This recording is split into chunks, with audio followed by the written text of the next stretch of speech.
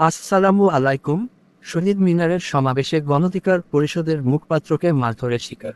ফ্যাসিবাদ বিলোপ ও নতুন সংবিধানের দাবিতে ডাকা জাতীয় বিপ্লবী পরিষদের নাগরিক সমাবেশে হট্টগোল হয়েছে। সেখানে অন্তর্বর্তী সরকারের সমালোচনা করে বক্তব্যের জেরে হামলার শিকার হয়েছেন গণধিকার পরিষদের মুখপাত্র ফারুক হাসান। গণধিকার পরিষদের মুখপাত্র ফারুক হাসানের বক্তব্যের মাঝে পরিস্থিতি উত্তপ্ত হয়ে ওঠে। পরে মারধরে রক্তাক্ত হন তিনি। শনিবার 4 জানুয়ারি বিকেলে শহীদ মিনারের জুলাই অভ্যুত্থানে শহীদ পরিবারের সঙ্গে একাত্মতা পোষণ করতে নাগরিক সমাবেশে আসেন ফারুক হাসান। একে একে শহীদ পরিবারের সদস্যদের বক্তব্যের পর তিনি তার বক্তব্যে অন্তর্বর্তী সরকারের কড়া সমালোচনা করে বলেন, এই সরকারকে কোনোভাবেই মানা যায় না। যে সংবিধানকে ছুঁড়ে ফেলে শেখ হাসিনাকে ক্ষমতাচ্যুত করা হয়েছে সেই সংবিধানকে কোনোভাবেই মানা যায় না।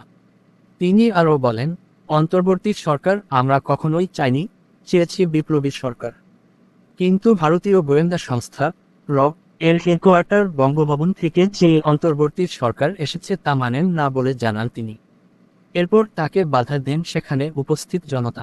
পরে তিনি সমাবেশস্থল ত্যাগ করতে গেলে তার ওপর অতর্কিত হামলা করা হয়। এদিকে সমাবেশের আয়োজক জাতীয় বিপ্লবী পরিষদের সদস্য সচিব হাসান মো. আরিফ দাবি করেছেন, কে বা কারা তার ওপর হামলা করেছে তা তাদের জানা নেই। জাতীয় বিপ্লবী পরিষদ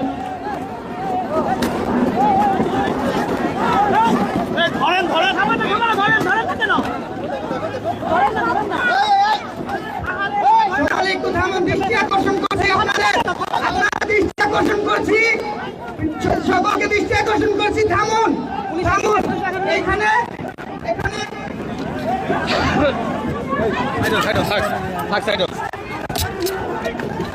আমরা